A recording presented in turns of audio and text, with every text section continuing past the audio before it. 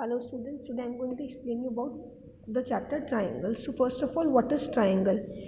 So you have studied that a closed figure formed by three intersecting lines is called a triangle. यानी कि कोई भी तीन lines हैं जो आपस में इंटरसेक्ट कर रही हैं एक दूसरे से, उससे जो क्लोज्ड फिगर बनेंगे उसे हम क्या कहेंगे? ट्राइंगल्स. ट्राइंगल वर्ड आया है ट्राई और एंगल से, यानी कि ट्राई मीन्स थ्री और एंगल. थ्री एंगल वाले फिगर को हम क्या कहते हैं? ट्राइंगल.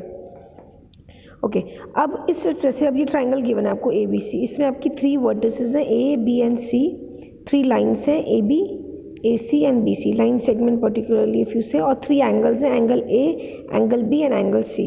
अब आप इन्हीं के बेसिस पे वेरियस टाइप्स ऑफ ट्राइंगल्स बताते हैं. जैसे अगर मैं साइड्स के बेसिस पे कहूँ तो आपके ट्राइंगल्स हैं scalene, equilateral and isosceles. Equilateral has all three sides equal, isosceles has two sides equal and scalene has no side equal. Equilateral में तीनों एंगल्स आपके इक्वल होते हैं. आइसोस्केलस में आपके टू एंगल्स इक्वल होते हैं और स्केलन में वापस से नो एंगल्स आर इक्वल.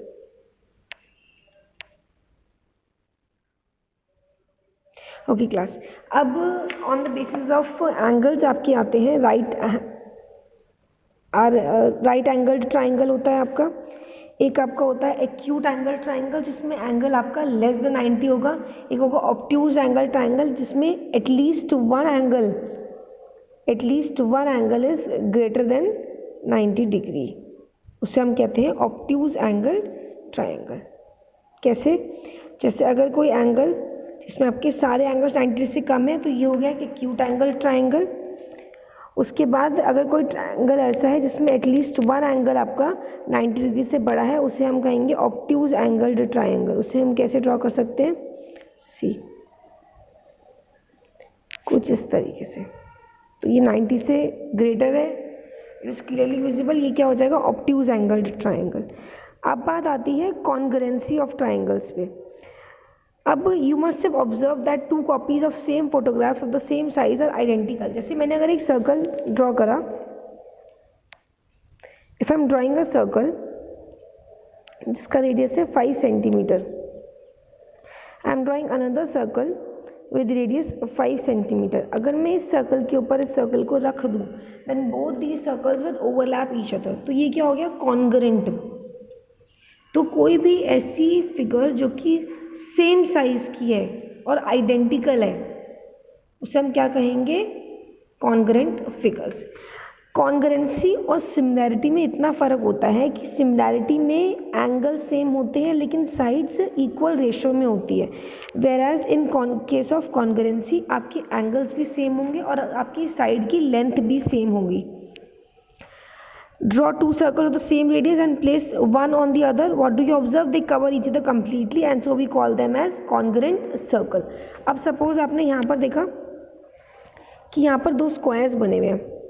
अगर हम इन्हें मेजर करें तो ये भी बिल्कुल सेम साइड के हैं, तो what they will B congruent to each other. अब when you take a square and a rectangle और a square and a different square of A bigger size, यानी कि अगर एक स्क्वायर है जिसकी एक साइड है 4 centimetre, another square which has each side 8 centimetre, they can be similar, they will be termed as similar but not congruent. Why? Because they are not of same size. Similar क्योंकि सारे angles 90 degree हैं और दोनों square है इसलिए similar होंगे, लेकिन congruent नहीं होंगे क्योंकि इनका साइजेस डिफरेंट है. So for congruency it is important कि आपकी जो फिगर्स गिवन है वो आइडेंटिकल हो, सेम साइज की हो. अब हम ये पॉइंट आता है, you may wonder why we are studying congruence. You all must have seen the ice tray in your refrigerator. Observe that the moulds for making ice are all congruent. The cast used for moulding in the tray also has congruent depression. Maybe all are rectangle or circle or triangle. So whenever identical objects have to be produced, the concept of congruence is used in the making the cast. मतलब जैसे अगर आप एक ice tray देखें उसमें क्या होगा कि आपको एक जैसे जो रेफ्रिजरेटर के अंदर आइस ट्रे आती है उसमें आपको सारी की सारी फिगर सिमिलर दिखेंगी, एक जैसी दिखेंगी. तो अब आप उन्हें सिमिलर नहीं कहेंगे, वो कॉन्ग्रुएंट हो जाएगी क्योंकि उनका साइज भी सेम होगा. The ice cube that you get from that particular ice tray, अगर उसमें 12 स्लॉट्स हैं तो आपको सबसे सिमिलर शेप की आइस क्यूब मिलती है, तो इसलिए हम उसे क्या बोलते हैं, कॉन्ग्रेंट। और जब भी कोई एकदम आइडेंटिकल चीज़ बनानी होती है then congruency comes into picture. अब आप यहाँ पर देखिए फिगर नंबर 7.3 में the first and second both of them are square but not congruent, why, because the size is not same. अब now observe these triangles. The first one has angle A, B and C different angles and the length of sides AB, BC and AC is given. You have to check which of the following figures is congruent to the triangle ABC. तो अगर हम second figure को observe करते हैं, angle A corresponds to angle P, मतलब आपको ये देखना है कि कौन सा एंगल किसको कॉरस्पॉन्ड कर रहा है और वही साइड्स की लेंथ आपकी सेम होगी। Angle B corresponds to angle Q and angle C corresponds to angle R. Now check कि अब आपका ए बी जिस फिगर फर्स्ट फिगर में है वो आपका सेम होना चाहिए in length as P Q, तो ए बी भी 4.5 सेंटीमीटर और पी क्यू भी। Similarly B C is also 5 centimetre and Q R is also 5 centimetre, A C is 4 centimetre and P R is also 4 centimetre. तो आप क्या लिखोगे, that triangle, और you will write triangle A B C is congruent, this is the sign of congruency to triangle PQR. Why? Because angle A corresponds to angle P, angle B corresponds to angle Q and angle C corresponds to angle R. ये reason है कि हमने ए B C और P Q R लिखा है।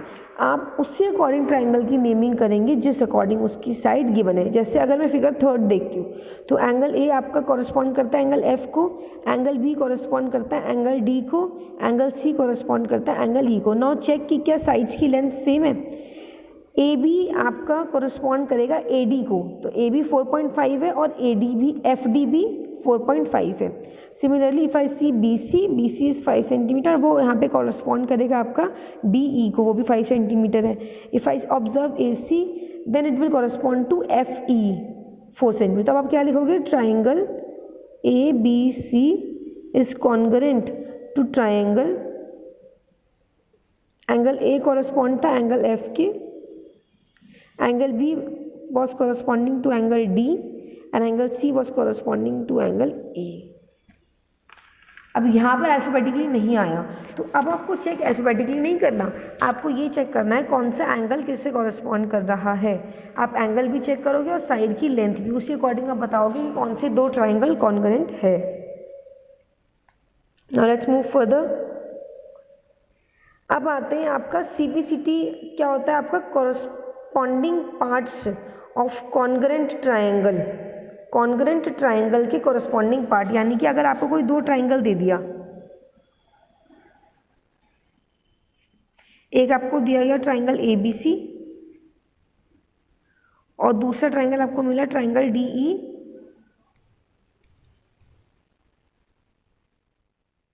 DEF। सो अब अगर मैं इसे कॉन्ग्रुएंट बता रही हूँ तो कॉन्ग्रुएंसी में कुछ कुछ क्राइटेरिया होते हैं जिसके बेसिस पर आप दो ट्राइंगल्स को कॉन्ग्रुएंट बताते हो। अब उन क्राइटेरिया को यूज़ करके आपने ट्राइंगल कॉन्ग्रुएंट बता दिए, तो उसके जो बचे हुए पार्ट्स होंगे, बचे हुए एंगल्स या बची हुई साइड जिसके बाद जिसको आपने कॉन्ग्रुएंसी के प्रूफ में नहीं यूज़ करा, वो भी इक्वल होंगे by CPCT, corresponding parts of congruent triangle के बेसिस पर। डिफरेंट क्राइटेरिया आपके कौन से हैं? सबसे पहला आता है आपका साइड एंगल साइड कॉन्ग्रुएंसी। अब इसको हम एक्सियोम कहते हैं, क्योंकि हम अपनी प्रीवियस नॉलेज से कि भाई एंगल सेम हो, साइड्स भी इक्वल हो तो ही ट्राइंगल कॉन्ग्रुएंट होता है, उस नॉलेज से हम इस कॉन्ग्रुएंसी को प्रूव नहीं कर सकते। और मैथ्स में जब भी आप किसी भी प्रूफ को, किसी भी गिवन थ्योरम को आप प्रूव नहीं कर सकते तो आप उसे एक्सियोम कहते हो। It is accepted as a true axiom, मतलब बिल्कुल वैसे का वैसा आपने इसको रिजल्ट मान लिया है, there is no need to prove it. अब साइड एंगल साइड में क्या होता है कि कोई दो ट्राइंगल है ABC और DEF, side AB is equal to DE if given and BC is equal to given EF and angle B is equal to angle E, then these two triangles will be congruent by side angle side, यानी कि आपकी दो sides equal होंगी अलग अलग triangle की और उनके बीच का इंक्लूडेड एंगल आपका इक्वल होगा। जैसे एग्जांपल 1 है, आपको गिवन है O A equal O B, O D equal O C, show that triangle A O D is congruent to triangle B O C and A D is parallel to B C. अब आप कैसे करोगे, you will take, अब तरीका क्या होता है ऐसे क्वेश्चन को करने का, सबसे पहले आप लिखोगे गिवन, कि आपको क्वेश्चन में क्या क्या गिवन है। गिवन क्या है, side O A is equal to O B and side O D is equal to O C, ये तो आपको हो गया गिवन। फिर आप लिखोगे टू प्रूव, कि आपको प्रूफ क्या करना है। To prove what you have to prove, the triangle AOD is congruent to triangle BOC, this is what you have to prove। फिर आप क्या लिखोगे, प्रूफ, कि अब आपका प्रूफ आ गया भाई, जो आप अपनी नॉलेज को यूज़ करके प्रूफ करोगे। तो आपने लिखा प्रूफ। प्रूफ में सबसे पहले आपका काम होगा उन ट्राइंगल्स को कंसिडर करना जिसके लिए आपको रिजल्ट को प्रूफ करना है। तो आप क्या लिखोगे, in triangle AOD and triangle BOC, what is given, OA equal OB, given, bracket में लिख देना given, OD equal OC, given। now observe angle AOD is equal to angle BOC। why I didn't say COB, because A आपका correspond कर रहा है B को और D correspond कर रहा है C को। तो अगर आप लिख भी तो आप ट्राइंगल BOC के लिए लिखोगे angle BOC by vertically opposite angle. कौन से एंगल इक्वल हो गए आपके, angle AOD is equal to angle BOC, bracket में आप रीजन लिखोगे बाय वर्टिकली ऑपोजिट एंगल। अब आपकी दो साइडों का इंक्लूड एंगल इक्वल हो गए, तो आप क्या कह सकते हो, that triangle AOB is congruent to triangle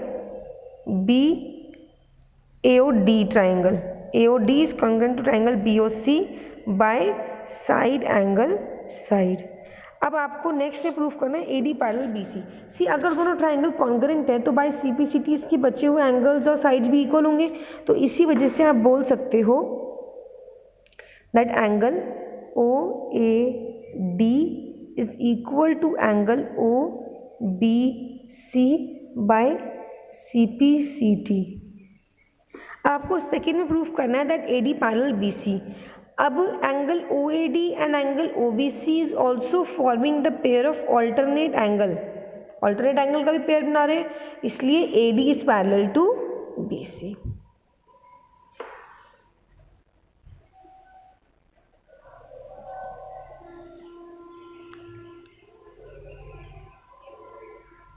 यहाँ पर भी यही लिखा हुआ है कि पहले आपका ट्राइंगल प्रूव हुआ, फिर एंगल्स इक्वल हुए बाय CPCT और इसलिए ऑल्टरनेट का पेयर भी बना रहे हैं, इसलिए दो लाइन पैरेलल हो गई। Now come to next example, example number 2। AB is a line segment and the line L is perpendicular bisector. L line जो है वो परपेंडिकुलर बाइसेक्टर है। अब अगर L लाइन परपेंडिकुलर बाइसेक्टर है यानी कि यहाँ पर एंगल 90 डिग्री है और ये साइड्स इक्वल हो गई, इस यही मतलब हुआ परपेंडिकुलर बाइसेक्टर का। what you have to show that P is equidistant from A and B, you have to show that PA is equal to PB, or you can say AP is equals to BP। so for this you have to first prove that the two triangles are congruent। so considering तरीका वही रहेगा, don't follow this pattern, please maintain a habit of first of all writing what is given, then what you have to prove and then the proof. चाहे आपके कोई भी proving के question हो, हमेशा पैटर्न यही फॉलो करें। सबसे पहले आप क्या लिखेंगे, गिवन आपको क्या है, that L is perpendicular bisector, so angle PCA is equal to angle PCB, both are 90 degree. और क्योंकि ये परपेंडिकुलर बाइसेक्टर है AB लाइन का, तो AC is equals to BC, ये दोनों पॉइंट्स आपको गिवन हो गए। फिर आप लिखोगे टू प्रूफ, आपको प्रूफ क्या करना है, that AP is equals to BP, चाहे आप ये लिखो PA is equals to P B. It's all up to you. Then you will do the proof. तो प्रूफ में सबसे पहले क्या लिखोगे? In triangle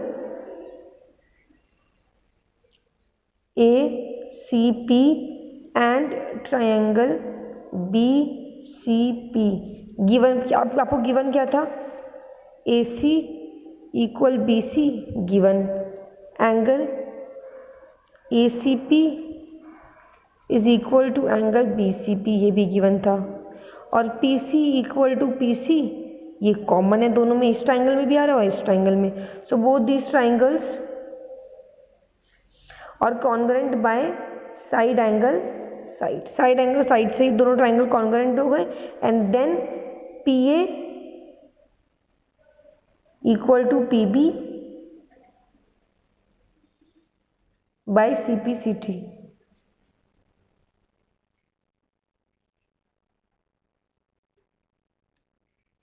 Okay class, now let's move further.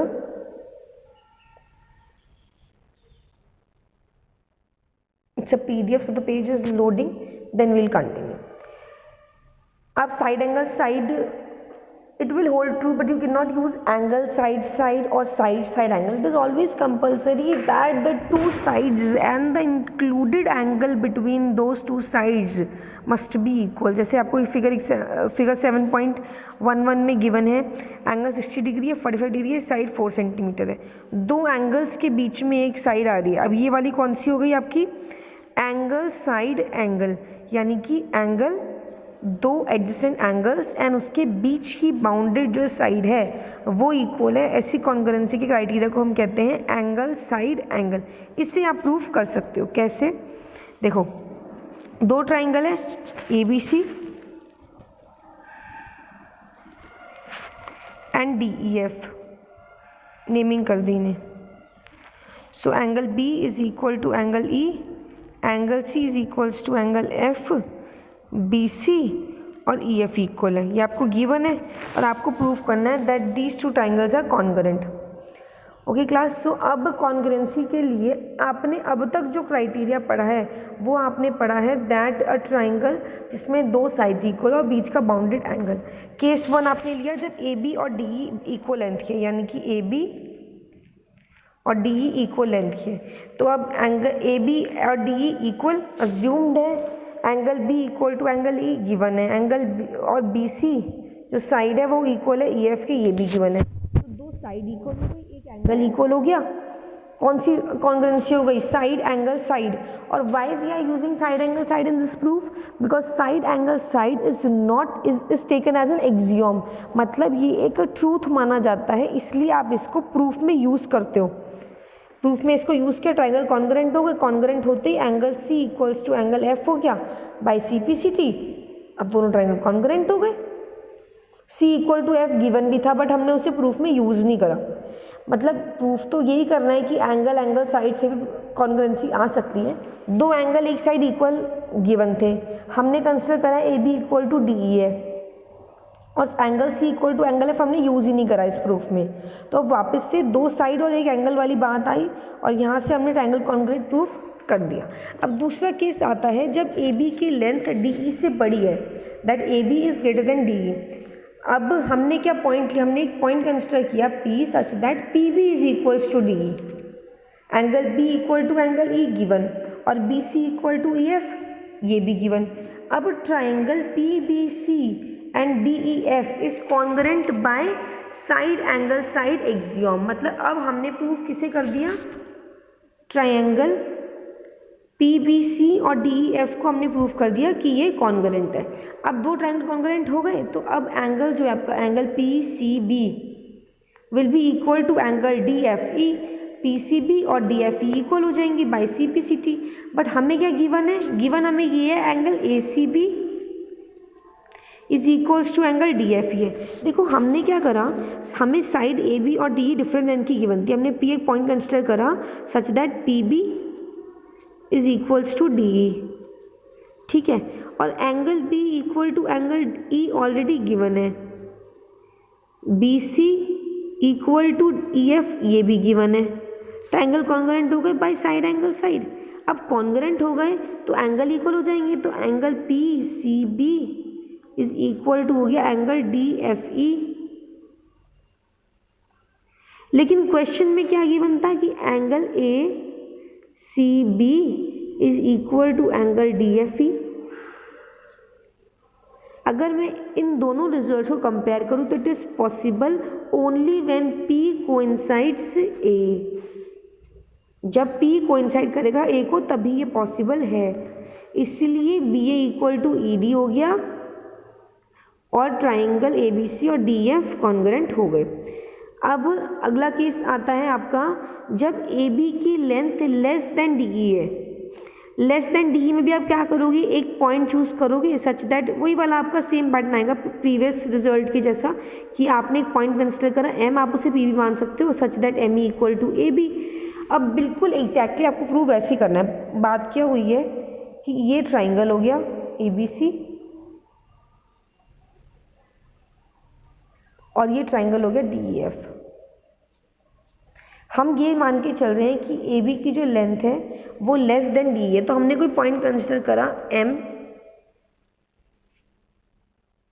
आगे such that B M is equal to D E, join करा M C को। ठीक है, अब ट्राइंगल कंसिडर करा कौन सा, B M C and E D F. ये ट्राइंगल कंसिडर कर लिया, B M equal to E D है by construction, angle B equal to angle E है गिवन, और B C equal to E F है गिवन। ट्राइंगल कॉन्ग्रुएंट हो गया, इसीलिए angle M C B is equals to हो गया D F E. But given क्या था, angle A C B equal to D F E. तो अब ये तभी पॉसिबल है जब ए और एम क्या करें, कोइंसाइड करें। ये सिर्फ तभी पॉसिबल है जब ए और एम आपस में कोइंसाइड करें। इसीलिए दो ट्राइंगल कॉन्ग्रुएंट हो गए और गिवन था दो angle equal, angle angle side congruency यहाँ से प्रूव हो गया। अब it is a given example and you can solve complete exercise 7.1 on the basis of this video explanation. If you have any doubts just post down in the comment section.